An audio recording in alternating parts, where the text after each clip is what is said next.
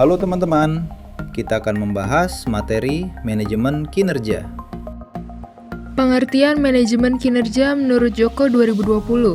Manajemen kinerja adalah suatu proses yang dirancang untuk meningkatkan kinerja individu, kelompok, dan organisasi yang digerakkan oleh manajer bersinergi dengan individu dan kelompok di dalam organisasi tersebut, di mana manajemen kinerja merupakan proses perencanaan, pengorganisasian, pelaksanaan, dan pengendalian terhadap pencapaian kinerja yang dikomunikasikan secara terus-menerus oleh pimpinan kepada karyawannya atau karyawan dengan atasannya langsung.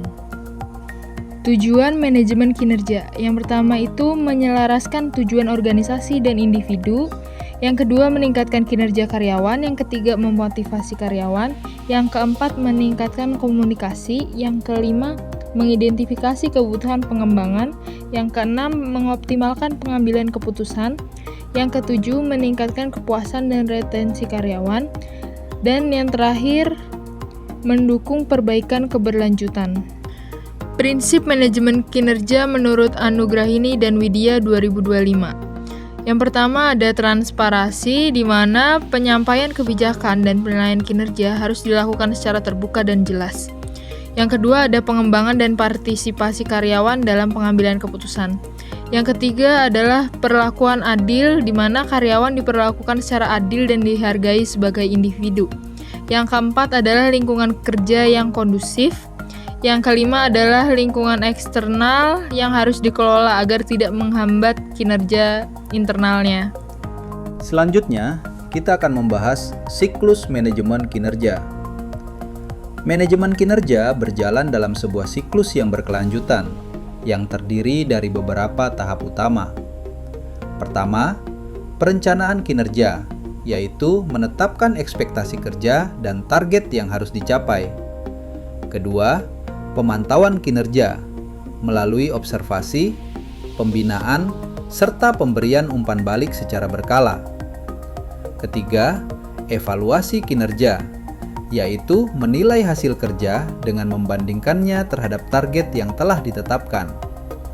Keempat, pengembangan kinerja dengan memberikan pelatihan atau program perbaikan kinerja. Dan terakhir, penghargaan dan konsekuensi berupa pemberian kompensasi atau tindakan korektif berdasarkan hasil evaluasi. Selanjutnya, kita akan membahas pengertian kompetensi by objective atau CBO. Menurut Ernie dan Ratri, kompetensi by objective merupakan pendekatan penilaian kinerja yang menekankan penetapan tujuan kerja secara bersama antara atasan dan karyawan. Kinerja kemudian dinilai berdasarkan pencapaian tujuan tersebut, yang didukung oleh kompetensi berupa pengetahuan, keterampilan, sikap, dan perilaku kerja. Pendekatan CBO lebih menekankan hasil kerja dibandingkan aktivitas rutin, serta mengaitkan kompetensi karyawan dengan tujuan bisnis dan perencanaan strategis organisasi. Lanjut ke pembahasan berikutnya. Etika penilaian kinerja.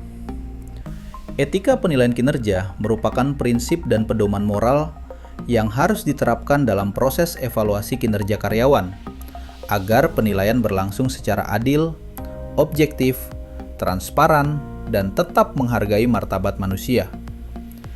Penilaian kinerja yang tidak etis dapat menimbulkan berbagai dampak, seperti ketidakpuasan karyawan, hilangnya kepercayaan terhadap sistem manajemen, hingga munculnya tindakan hukum atau tuntutan industrial. Selanjutnya ada feedback efektif. Feedback efektif adalah tanggapan yang membangun, spesifik, dan dapat ditindaklanjuti mengenai kinerja seseorang untuk membantu peningkatan kemampuan dan kinerja mereka. Tujuannya antara lain yaitu meningkatkan kinerja, mendorong perilaku positif, mengkoreksi kesalahan, meningkatkan keterlibatan, menumbuhkan komunikasi terbuka, mengarahkan karir, mendukung tujuan organisasi, dan mengurangi konflik. Selanjutnya ada model manajemen kinerja. Menurut Ahmad dan Rusdi tahun 2020 halaman 14 ada beberapa model manajemen kinerja, yaitu Yang pertama, model Deming. Deming menjelaskan proses manajemen kinerja dimulai dengan menyusun rencana, melakukan tindakan pelaksanaan, memonitor jalannya dan hasil pelaksanaan, yang akhirnya melakukan review atau peninjauan kembali atas jalannya pelaksanaan dan kemajuan pekerjaan yang telah dicapai. Yang kedua ada model Castello. Castello menjelaskan proses manajemen kinerja sebagai berikut. Siklus dimulai dengan pelaksanaan, persiapan, perencanaan, dan dibuat rencana dalam bentuk rencana kinerja dan rencana pengembangannya. Yang ketiga ada model Torrington dan Hall.